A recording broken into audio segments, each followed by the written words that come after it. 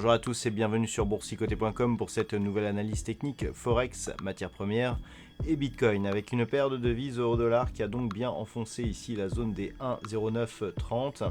Suite à cela, on est venu marquer ici un point bas significatif sur la zone des 1,09 avant de remonter ici en rebond technique. Alors effectivement, ce rebond reste technique puisqu'on peut le voir ici sur cette phase.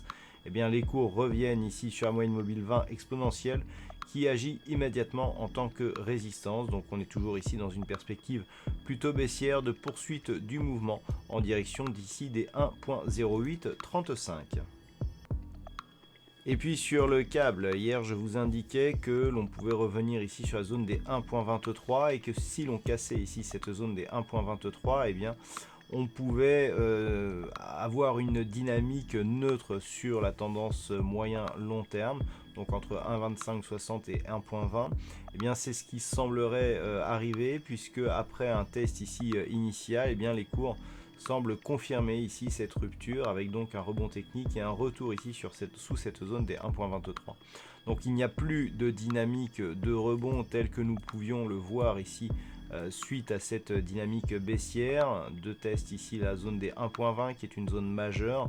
On pouvait attendre ici un rebond suite à la cassure de la résistance oblique baissière, mais dans l'incapacité ici de continuer à marquer des points significatifs au-delà de cette zone des 1.2560, il semblerait que ce soit dans cette zone ici d'un point de vue moyen-long terme que la paire de devises veuille se stabiliser désormais. Donc c'est ce qu'il va falloir surveiller. Nous avons ici des zones avec des niveaux intermédiaires, avec notamment ici ce niveau des 1.2160, mais d'un point de vue court terme pour l'instant, tant que l'on évolue ici sous la moyenne mobile 20 exponentielle, c'est la dynamique baissière qui reste prioritaire. Et puis sur l'or, hier nous avions ici une tentative de cassure ici du support. On avait repositionné ici ce support pensant qu'on pouvait avoir ici soit une cassure et un retour sous résistance, soit une évolution ici au-dessus. Voilà, là on en a la preuve aujourd'hui. On a bien une cassure de ce support avec donc une poursuite du mouvement, un nouveau plus bas significatif. On réattaque ici la bande de Bollinger inférieure et on se rapproche donc de l'objectif de poursuite qui se situait toujours à 1484 $ l'once. Donc d'un point de vue un peu plus global, là nous avons clairement une dynamique ici haussière qui est en train de s'interrompre. On a ici une phase de consolidation entre cette zone des 1484 et 1550 $ l'once.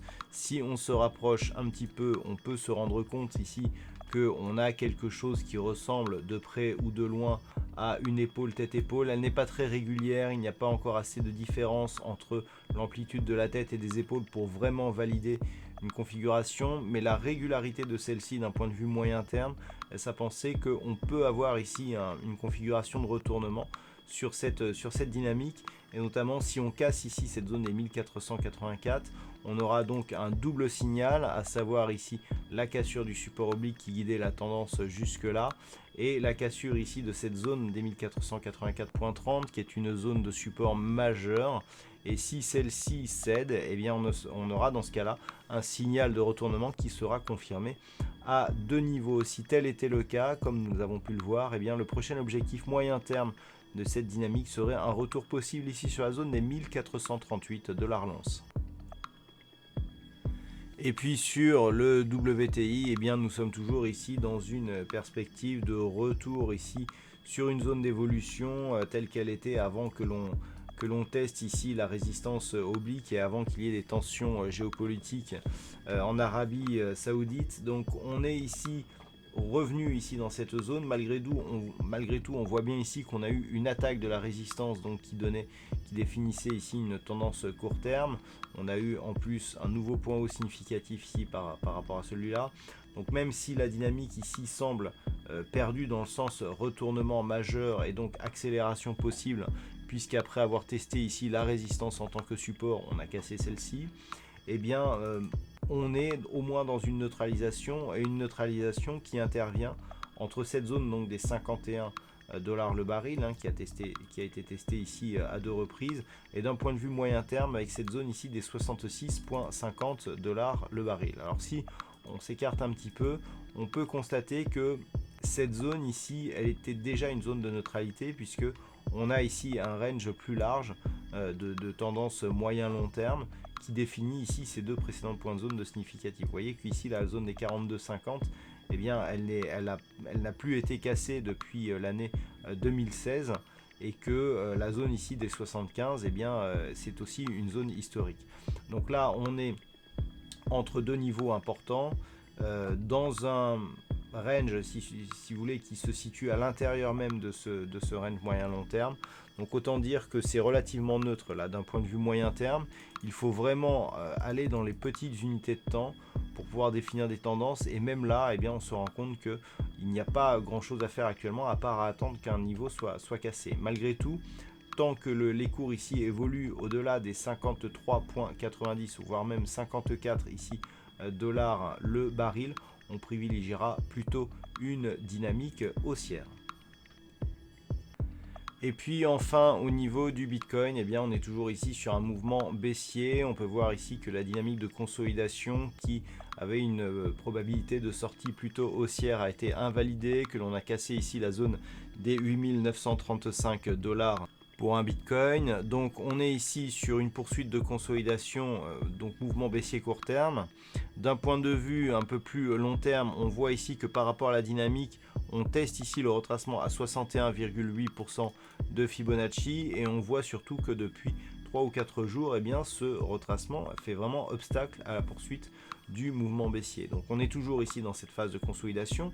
Pour inverser le mouvement, suite au premier contact ici de rupture de ce support oblique et de ce support horizontal, il faudrait vraiment casser d'une manière assez forte ici cette zone de retracement de Fibonacci qui se situe à 7835 points.